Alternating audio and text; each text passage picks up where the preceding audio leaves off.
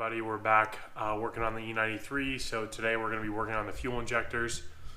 This will be a pretty decent DIY for the fuel injector portion.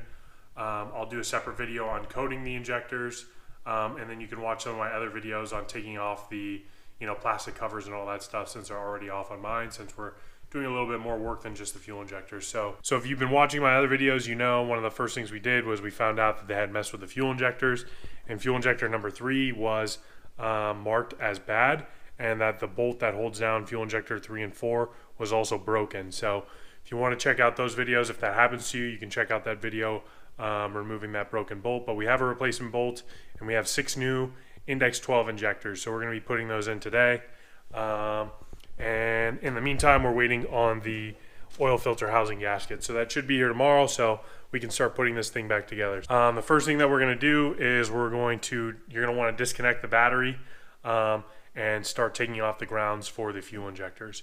The other thing you're going to want to do is you're going to want to take off all the plastic covers. So up here you have your cabin filter and your wire looms and all that stuff. It's pretty easy. It's only a couple of bolts. If you've worked on this car at all, you've had to take that off, so I won't go into depth and wasting your time on that. But let's get started on removing the old fuel injectors, and then we can start keeping track of the other fuel injectors.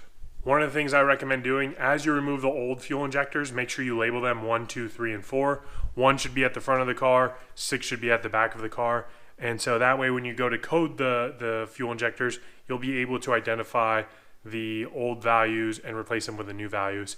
And then what you're going to want to do is assign the new injectors to 1 through 6. And then that way you can take a picture of them and keep track of it. So let's get started on removing the old ones, and they're already labeled, so we'll go from there. So first thing you're going to want to do is remove these grounds.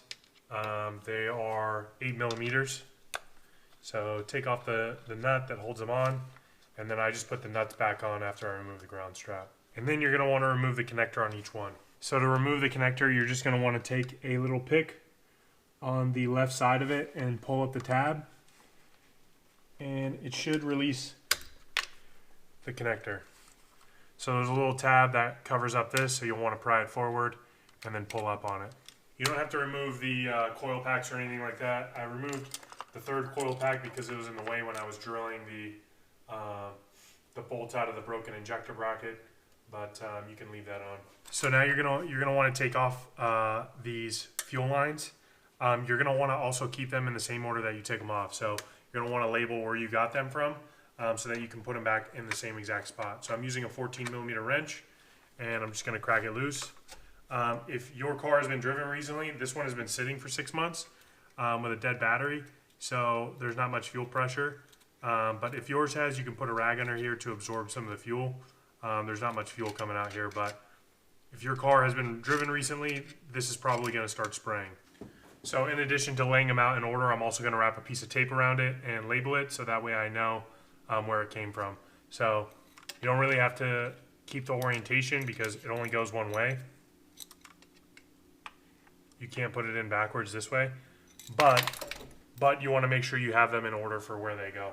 So there's 3 brackets like this with these screws that are spring loaded, so you'll want to take each of these off. So there's 1, 2, and 3, and just be careful. Like I said, if you haven't seen already the other video where the bolt was broken on the middle one, you can watch that if yours breaks, but just take them out slowly, be careful, and if you can, use some penetrating lube to get these loose, because they can break, and I've seen on the forums it's pretty common for these to break. So if you don't have one of these, this is a fuel injector puller. You can use a pick tool. You can get under the bracket that holds the injector in and pull up on it. This actually threads onto the fuel line, which I'm not going to be reusing these. So you can tighten this on to where the fuel line goes, and then you pull up and it pops right out. So makes your life way easier if you have this than if you just try to pull it out or pry it out. And also you want to make sure that you keep track of these. So I would label the fuel injector that you pull out and take pictures of which one's 1, 2, 3, 4, 5, and 6, and make sure you keep track of this top number here. So this is an index 5 injector, and we're replacing it with index 12. So, but make sure you keep track of this number, because when we go into code, this will make it a lot easier. So as you add these back in, you want to take note of this number. because it's going to correspond to the one that you took out, and you're going to replace it with this number. So again, I'm marking all of these with a Sharpie. That way I can basically assign them to each cylinder.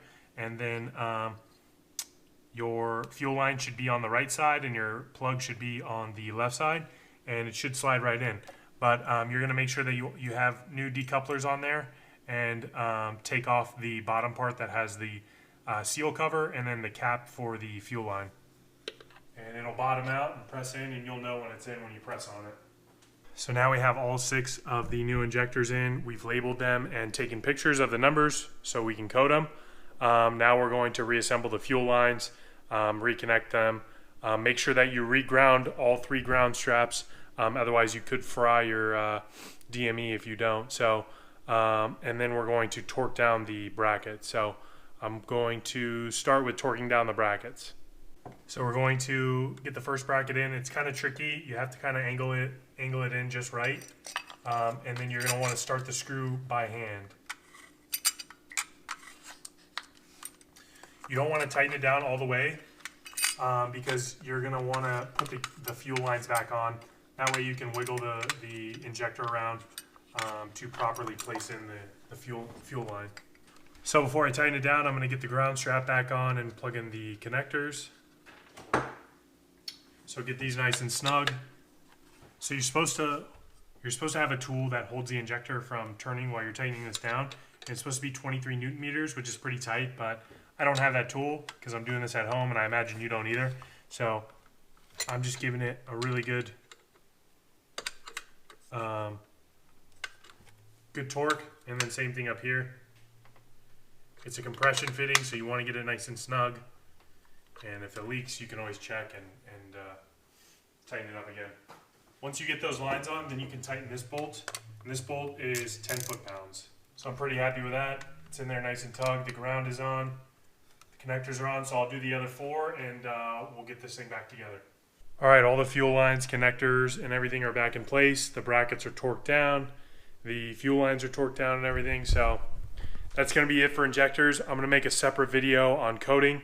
There's a few different ways. You can use INPO or ISTA, or I'm going to show you the easiest way, which I think is just using an Android with the app Pro Tools, and you can just punch these numbers in and get it going. So the next video we'll be putting everything back together, and then after that I'll make the video coding the injectors, and then we'll start it up and see if this engine's actually blown or if we made it all the way. So stay tuned. If you haven't already, make sure you hit the subscribe button, drop a like on the video, and thanks for watching. I'm just really trying to show you no love.